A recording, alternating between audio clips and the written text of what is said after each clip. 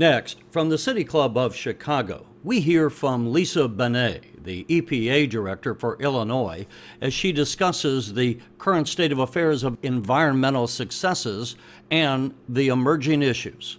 This runs about 35 minutes.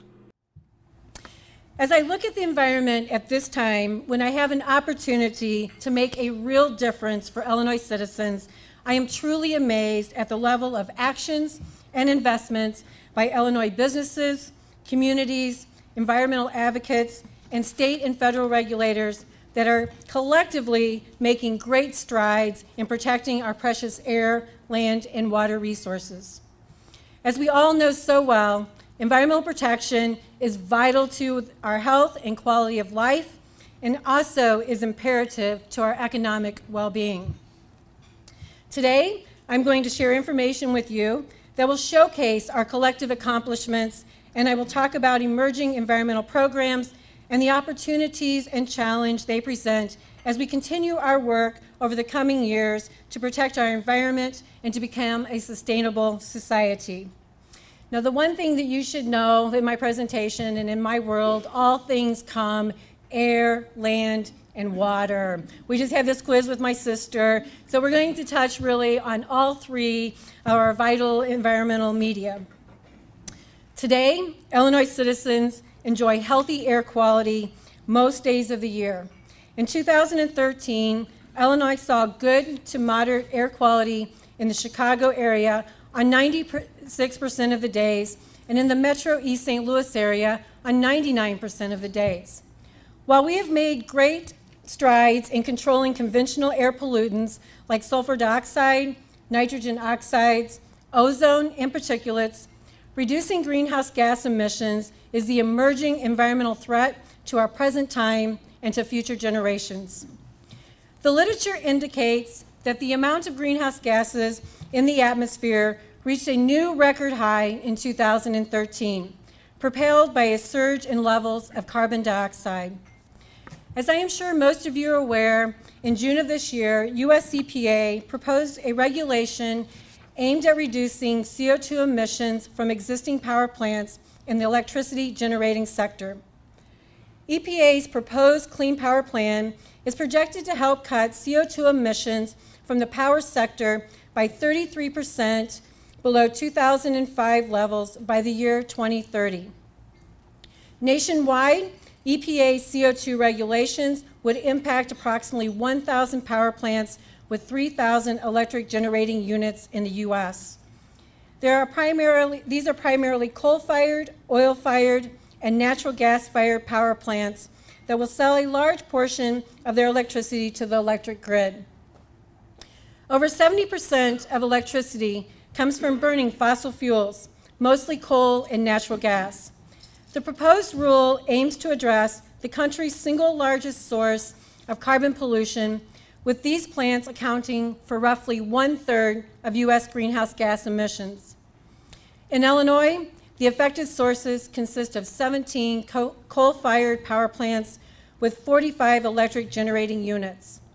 The age of these units range from 4 to 60 years old, and their generating capacity ranges from 74 megawatts to 800 megawatts.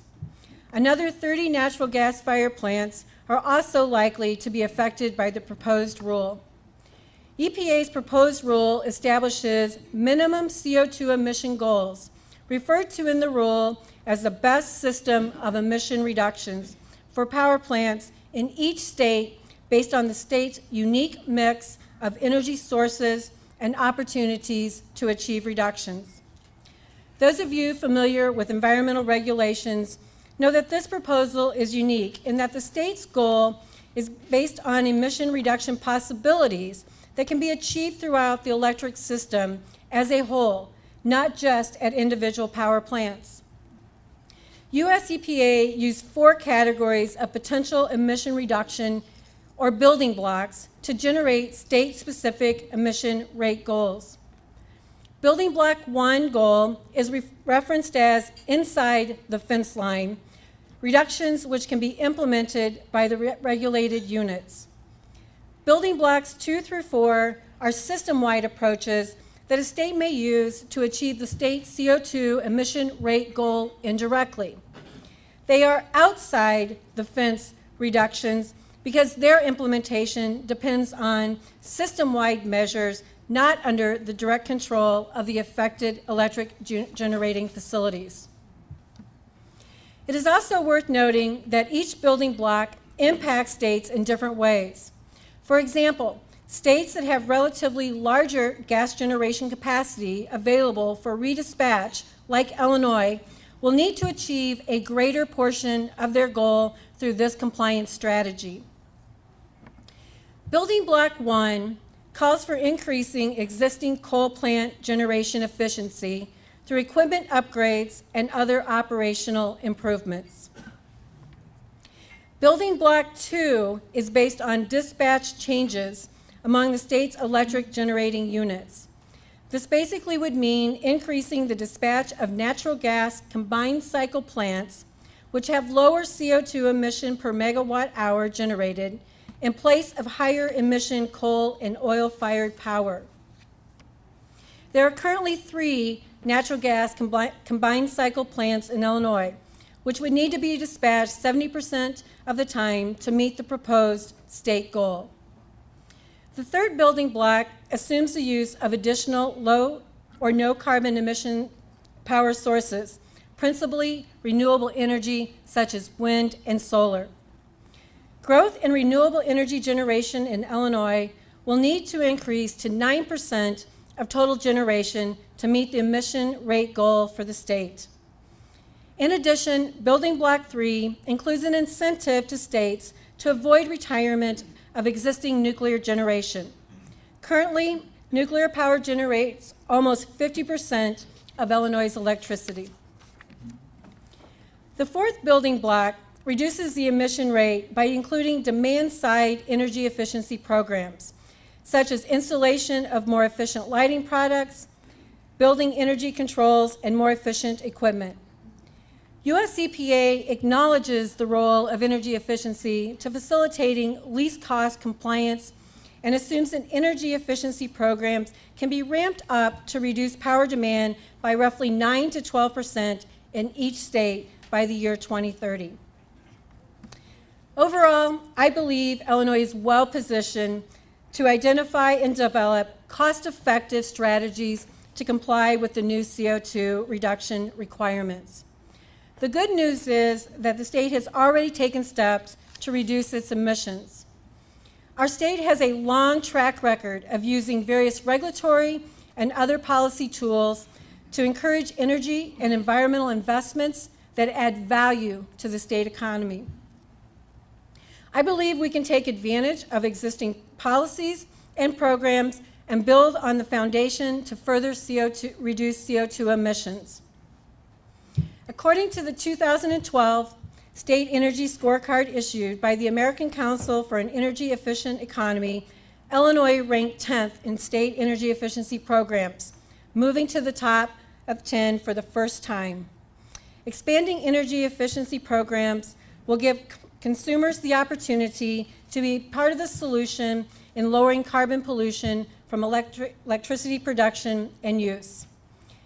Illinois offers a variety of financial incentives to encourage energy efficiency and has an energy efficiency resource standard that sets targets for Illinois utilities to ramp up both electricity and natural gas efficiency programs to help industry and commercial and household consumers save money in energy costs.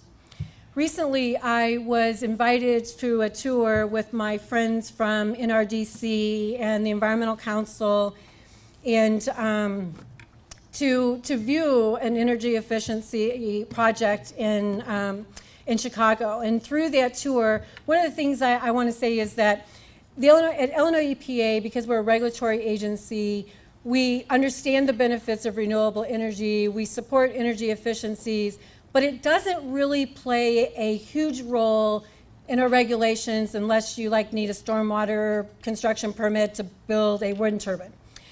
So really, my team has spent a lot of time being educated on really understanding Illinois' energy efficiency standards and the programs that we have. And so In that tour, I was introduced to a group, Elevate Energy.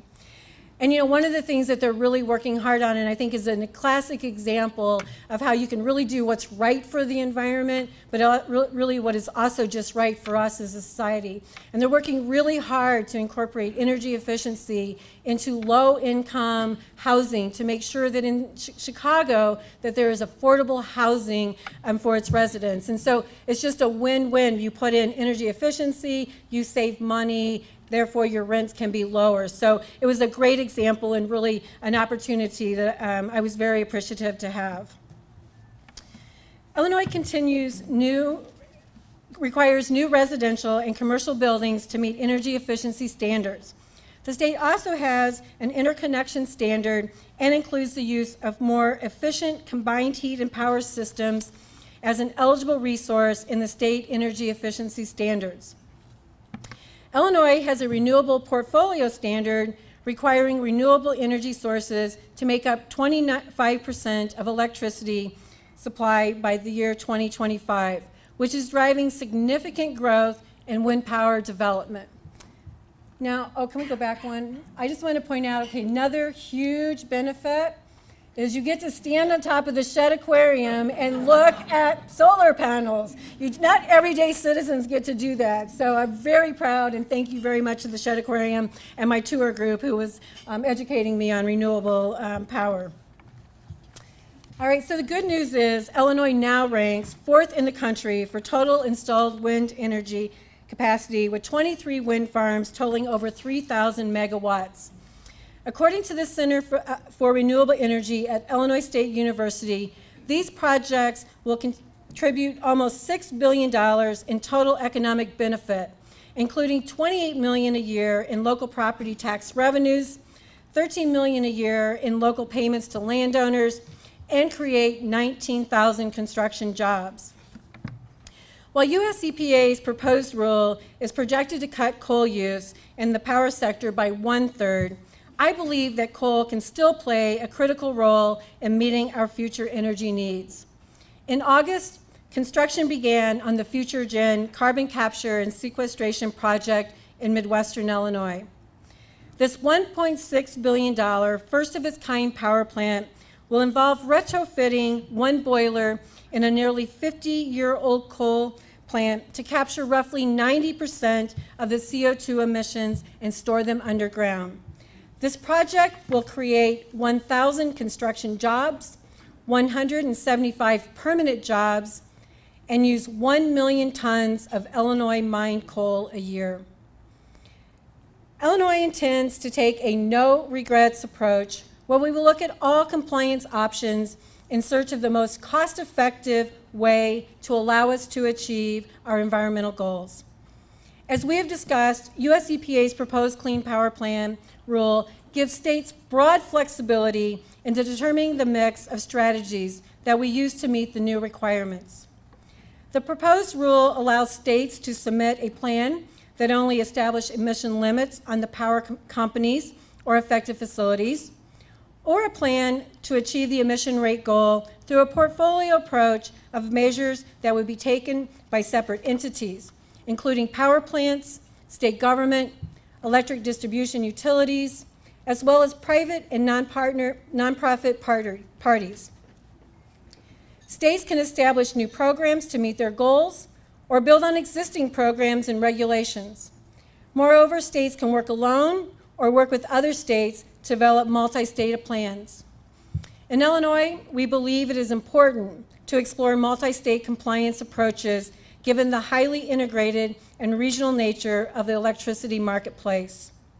The Illinois EPA is currently partnering with the Illinois Commerce Commission and Chairman Doug Scott in a mid-continent states discussion on market-based mechanism as a means to explore the potential for lower-cost compliance opportunities.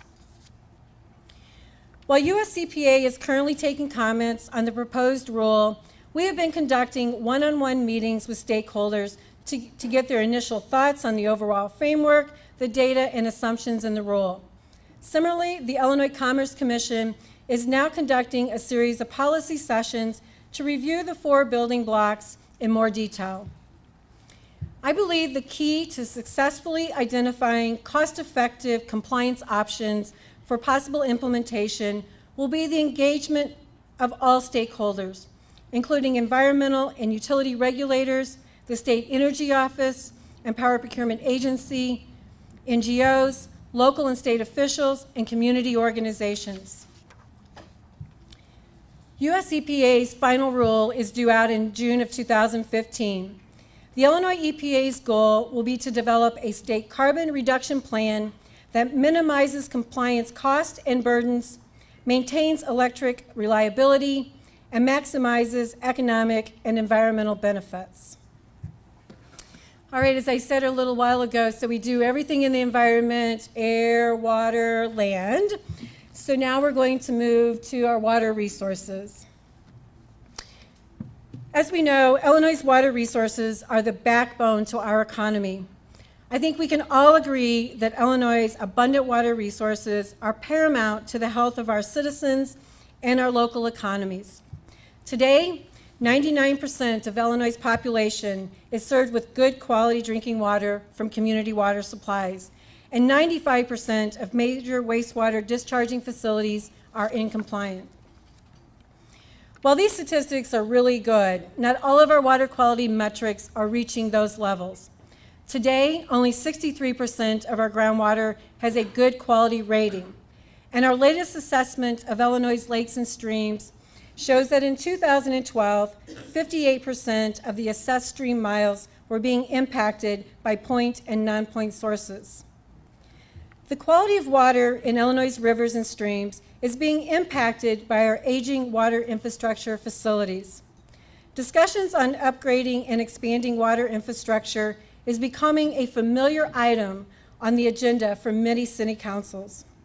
For most Illinois communities, their wastewater and drinking water facilities are 40+ years of age with distribution pipes of 100 years plus.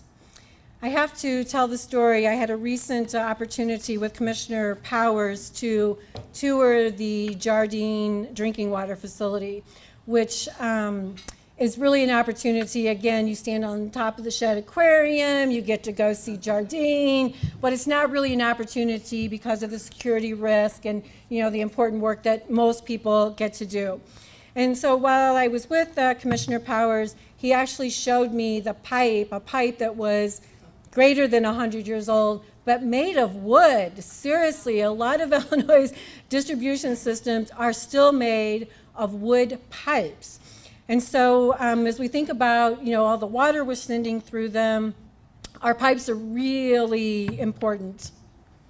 In fact, according to US EPA's most recent needs survey, Illinois has a $32 billion total water infrastructure need over the next 20 years, including $17 billion, which is the 6th highest need among the states for wastewater projects, and $15 billion for drinking water projects, which is the 4th highest need in the nation. Governor Quinn understands the challenges communities are facing to ensure their water infrastructure is compliant with the water quality standards, and he understands that having modern and sufficient infrastructure is a must for residential and commercial growth. To meet this need, in 2012, Governor Quinn launched a $1 billion Clean Water Initiative, which has greatly expanded the number of affordable loans for communities across the state to address aging sewers and treatment plants. In March of this year, Governor Quinn, in his State of the State address, announced an additional $1 billion, now making over $2 billion available for these projects. Expanding the financial capacity of the Clean Water Initiative was made possible through our partnership with the Illinois Finance Authority and Executive Director Chris Meister. The Clean Water Initiative is a standalone AAA credit program supported by its own program revenues. The bonds are prepaid from the repayments of existing loans and easily support the $2 billion, while maintaining the AAA rating and the highest level of fiscal integrity. And really, that is because of our communities. Really, it's the fiscal integrity, it's the the credit rating of our communities. It's the struggles that they make to make those loan payments that really is the asset and the foundation behind the Clean Water Initiative. I greatly appreciate the expertise and vision that Chris and the IFA board and staff bring to our water infrastructure program. I look forward to a long partnership with the IFA as we are only getting started in effectively using the assets of the Clean Water Initiative. And if $2 billion is not good enough, the cherry on top is that last spring, the Illinois General Assembly overwhelmingly passed legislation and Governor Quinn signed into law an expansion to the Clean Water Initiative to fund stormwater and other non-point source water quality projects. Recent history is showing that extreme wet weather events seem to be more the norm than a 100-year average. In fact, I was just with the governor recently where he told a story of where he met a local mayor, and the mayor said, you know, I'm 1,000 years old. I've already experienced 2 500-year floods. More and more urban sewer systems are overwhelmed by stormwater runoff, resulting in basement backups, flooded streets, and combined sewer overflows. For the first time in Illinois' history, units of local government will be able to obtain low-interest financing through the Clean Water Initiative to move forward on capital projects that will remove pollutants from stormwater runoff and other non-point sources. I am very appreciative of the vision and leadership of local officials who are making the financial decisions to invest in their water infrastructure. Modern wastewater and drinking water treatment facilities and distribution systems save residents money, provide for commercial and residential growth, and provide good-paying jobs for the local economy. I'd like to take a second, even though we don't have any elected official for MWRD, I do want to acknowledge the great partnership that we have with MWRD. President Meany, Executive Director David St. Pierre, and the staff from MWRD, we've really come together on a collaboration to really begin addressing stormwater in our urban areas. And so I know they've got like 30 projects underway in communities. We've been out together announcing some really critical projects with the governor. And so really I appreciate MWRD's partnership with us, and I look forward to working with you guys for a long time to address stormwater. To date, the Illinois EPA has provided more than $850 million in low-interest financing for 102 projects in 55 counties, with another $780 million of projects in the queue. Collectively, projects financed through the Clean Water Initiative are significantly reducing pollution to our rivers and waterways, which serve as the anchors of many Illinois towns and cities. The governor's $2 billion Clean Water Initiative is also creating more than 56,000 direct and indirect good-paying jobs, further boosting local economies. Water conservation is also becoming an important discussion in our modern world. The Illinois EPA has recently begun a partnership with the Natural Resource Defense Council, the Center for Neighborhood Technology, and others to roll out a statewide program to help water utilities implement best practices to water loss control aimed at reducing unnecessary wastewater and revenue lost in their systems. This initiative will help the state and its water utilities better understand the extent of water lost from leaking pipes, meter inaccuracies, and unauthorized consumption. A robust water loss control program helps utility revenues recover revenues, increase system resiliency, reduce weather-related risk, and protects our state's water resources. Another emerging water quality challenge for Illinois is reducing nutrients in our water bodies. Nutrient loss and runoff is a major threat to water quality in Illinois. State and local efforts over the decades to control nutrients have yielded positive results, but expanded and new strategies are needed to secure the future health of our water throughout Illinois and in the Mississippi River Basin. Algal bloom, Blooms lower property values, hinder recreation, and threaten public health. In addition, nutrient pollution can degrade drinking water quality and require utilities to install costly treatment equipment. And I think we can all remember Toledo just a few months ago, and thank you again to Commissioner Powers and the City of Chicago for jumping right out there and getting samples. But very quickly, nutrients in our waterway can turn to, I think, Toledo 4 days without drinking water.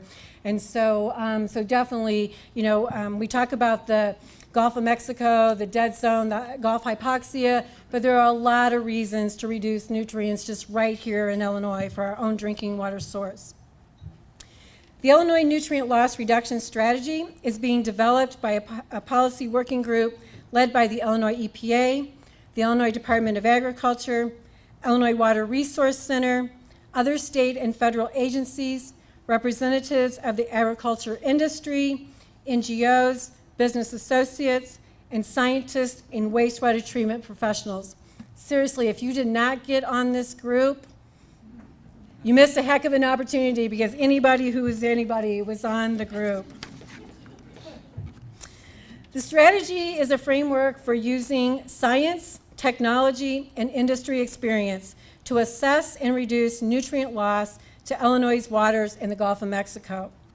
The strategy builds upon existing programs to optimize nutrient loss reduction while promoting increased collaboration, research, and innovation among the private sector, academia, nonprofits, and government.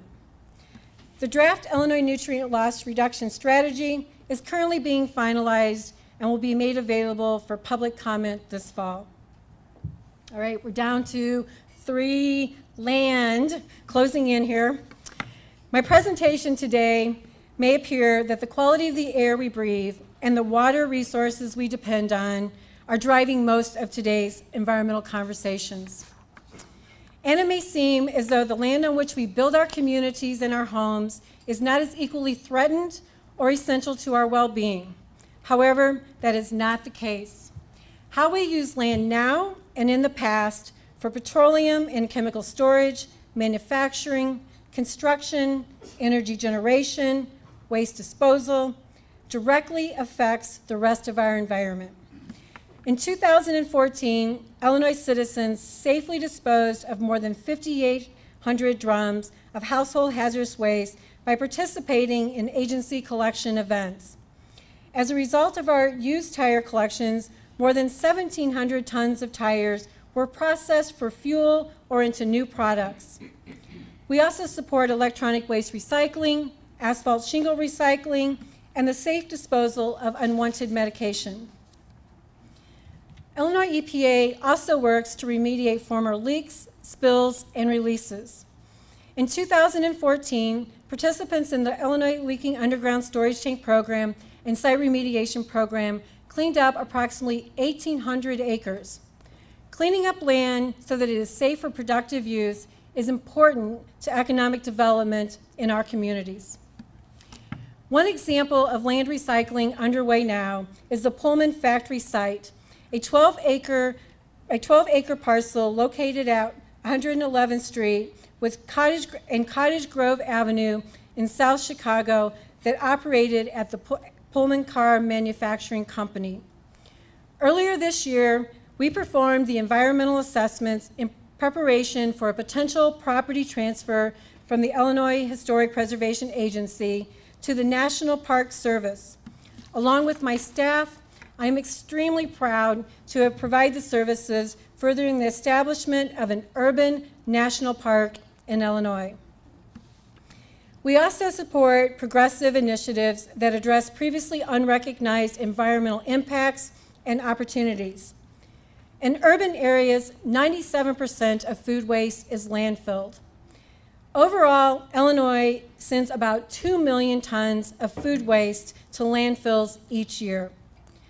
This disposal method is expensive and generates methane, a greenhouse gas more potent than the carbon dioxide that is the subject of the proposed Clean Power Plan. We are helping to divert food waste from landfills by facilitating urban and rural composting. An example here in Chicago is the Iron Street Urban Farm, a 1.3-acre permitted facility. The operator is Growing Powers Incorporated, a national nonprofit and land trust promoting best practices for intensive agriculture and the creation of sustainable community food systems. Iron Street Urban Farm processes food waste generated from local businesses and uses the finished compost on site as a soil additive, and it's also sold as a product. If you have not been here, again, another big perk of being director, I was afforded a tour of this facility. And you know, I actually come from Central Illinois and from a farming community, and so I'm all about composting, and I get composting, but composting in an urban area, I just was not exactly sure of what that would mean. Well, this place is like the most amazing place that you have been, and there are so many benefits besides just sort of the environmental benefit. So it's like a total manual place. They bring in food waste from local food processors and restaurants, and through a youth employment program, they employ sort of at-risk youth who unload these semis and trucks manually, cart it by wheelbarrow and big things, and put it in what is called vessel, all my permit people, vessels, and you know, turn it and layer it, and it's the most amazing product that you can imagine. But they're doing sustainability. They're talking about eating healthy to all of the local people who work there. They're teaching the young people how to be sustainable, how to get good jobs, how to look for jobs in the environmental field. And it really is such a win-win for all of us. And so if you haven't been there, or if you don't support that organization, I invite you to look at their website because it's an amazing project. And just as fun, the Illinois EPA for the first time will sponsor one-day household organic collection events on November 1st for the collection of Halloween pumpkins. These events will be a fun occasion to educate residents on the merits of recycling food waste. So far we've heard from Glen Ellen, Hanover Park, LaGrange, Elmhurst, Wheaton. I may have missed a couple others, but your communities are planning to participate in our first collection. Teaching families, and through them reaching schools and businesses, so that food scraps are identified as a resource brings more opportunities for green energy and green energy jobs. The agency is also partnering with the Illinois Environmental Council under the leadership of Jen Walling to fund an anaerobic digester study and to develop a business plan for managing pre- and post-consumer storage and landscape waste. Anaerobic digestion is a natural biological process that breaks down organic matter without oxygen. The final product of the digestion process are nutrient-rich fertilizer that can be used as a soil amendment, and a biogas, a renewable energy composed of 50 to 80% methane and 20 to 50% carbon dioxide. I also want to recognize the significant and ongoing commitment from the Illinois waste industry to turn methane gas from landfills into renewable energy. An excellent example is waste management, which is completing a new renewable energy facility at their landfill near East St. Louis that will convert landfill gas into pipeline quality natural gas. The processed renewable natural gas produced at the Milam Renewable Energy Center will be injected into the pipelines of Ameren, Illinois, for withdrawal at other locations, including some waste management facilities in the Chicago area. Once there, it will be used to fuel trucks and other equipment that run on compressed natural gas, further reducing air pollution in our most populated communities. And just, again, another example of waste, money, reduced air pollution. I mean, it's just a win-win every way we go. Okay, one last topic before I wrap this up. Finished air, land, water, so one more thing. For those of you who have to live in my regulatory world, I want to tell you that my agency continues to work hard to support business growth and job creation in Illinois. The Illinois EPA continues to meet our commitment to Illinois' business sectors to streamline our environmental permit processes and to make timely permit decisions. We understand that certainty in the permit process is needed to secure financing for business development and expansion. And we understand that we must be clear in permit application requirements and that we must work in a transparent manner that ensures the permit applicant that the Illinois EPA is meeting our permit decision timelines. We have been working with the business sector representatives to streamline permit application and review requirements. One such example is the use of general construction and operating permits for facilities that have similar operations and emissions under a single statewide permit. General permits save both the source and the state time and money in the preparation and review of permit applications. We have also developed a web portal where applicants can find updates on the status of permit review, find checklists and guidance relating to the completion of permit applications, including application forms and examples of complete applications. The Illinois EPA has a proven track record in issuing significant environmental permits. I am blessed to have truly talented staff with the skills and expertise to apply the environmental laws and regulations that protect our environment and that provide for business growth.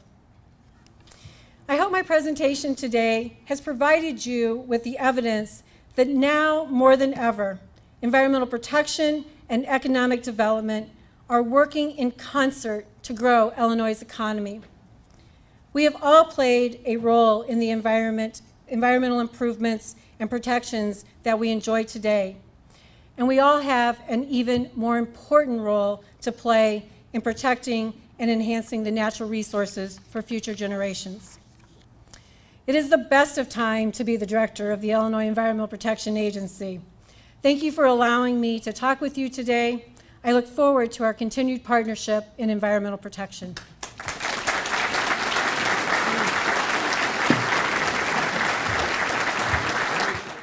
Fracking, high-pressure hydraulic fracturing, has been identified as a triggering earthquake. Southern Illinois, 2 earthquake fracture zones.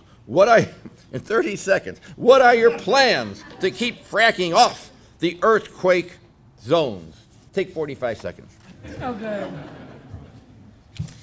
Okay, well, you know, one thing that I do know about fracking is that, again, if you weren't participating in the nutrient loss reduction strategy, you are participating in fracking, because it really took a very large coalition of stakeholders, regulators, local officials, community groups, to really come together and that propose the regulations and the law around Illinois fracking. And so, you know, what I have is confidence in the people that came together, that put together that framework, that will be able to do it in a manner that is really protective. Now, the one message I'll leave, and then I'll move on, is that, you know, it also, part of the program has us look at background levels. And so we'll know where we start before we do hydraulic fracturing, and that'll give us, you know, the benchmark, and will let us know very quickly whether we've encountered any issues with like the casing or the things that, you know, Illinois has really put in place regulations to try to bring the best of the practices to the state. Okay. We have forms on the table, I want you to know that. But this is an environmental group, obviously. Okay. Patrick Giordano, what is the schedule and legal process? This is another 30 seconds. What is the schedule and the legal process for the development of Illinois' EPA rule implementing U.S. EPA's Clean Power Plan? All right. Okay, so right now it's a draft rule. And so what we're doing is, like I said, we were meeting with stakeholders, we're talking, we're learning about how the Illinois goals were put together. The U.S. EPA is currently out to comment. I think the comment period ends December 1st. They extended the comment period so that we would have more time to comment. So the U.S. EPA's final rule will be out in June of 2015. So as we move toward the final rule, we'll continue our dialogue, we'll bring the stakeholders together, and once the final rule is put in place, then we will undertake an effort to really put together the state's implementation plan, again, with all the stakeholders that really play a party to it, as well as look at other multi-state approaches to find the least cost and burden program solution that we can find. So probably about final rule 2015, our rule would be due in 16 unless we do a multi-state plan, which US EPA is saying will give us 2 years, will take us to June of 17. You're watching the Illinois Channel, an independent nonprofit corporation formed to provide gavel-to-gavel coverage of Illinois state government and other public affairs events taking place across Illinois.